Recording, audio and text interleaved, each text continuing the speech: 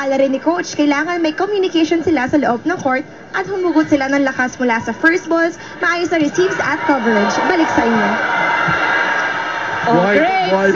Buhay pa ang bola. Habang nagsasalita si Cristela, buhay pa yung bola. Hindi mamatay-matay. But si Bea Tabacero trying to reach for that ball. Mukhang natapakan ba siya? ito nakita, but she was holding on to her shoulder. Yeah, and you can see she's in pain. The left and the right leg are not kicking, and she is in great pain.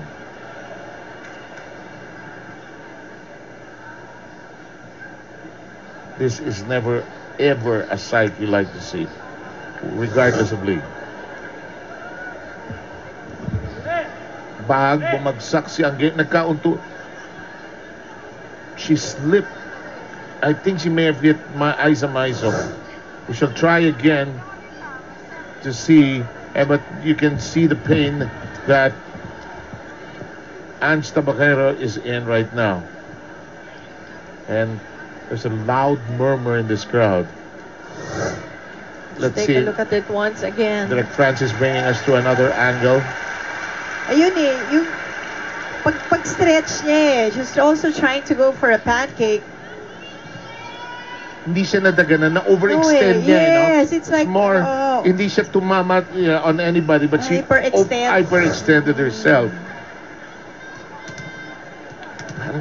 This reminds me of Aragalang and the face. Oh my. Torres.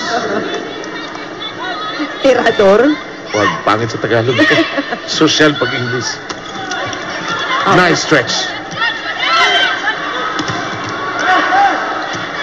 Chance for Cagayan to attack. Easy. Right. Up. Tulog na. Much to the dismay of the Cagayan Valley fans.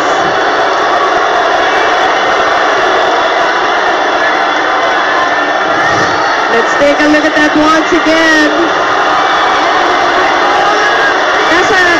Down na. Sa akin, down na. One more look. Direct Francis Opina trying to take us through this one. Slowly.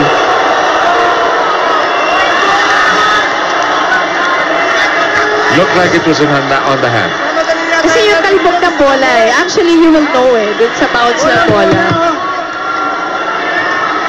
And Coach is really livid because it's a crucial point of the game. It is a crucial point.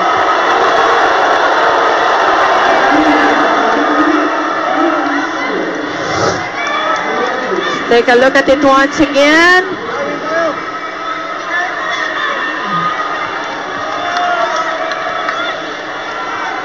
Look at that save. Mukhang save it looked like it was saved. Yeah. And the referees conferring Philip Season and Efren Gang. And Coach Rogers also saying na walang replay. Oo naman. Kaya nga. I'll stay with the referee's spot. Of course, the man on your screen is disappointed.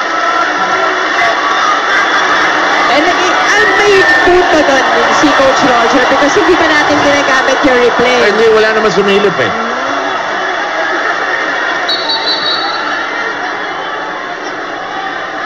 And I can't blame Roger now also. That's right. Well, we'll just play it on. 22 apiece right now.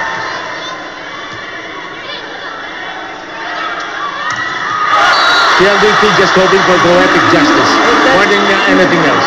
Correct. Judge Santiago with a solid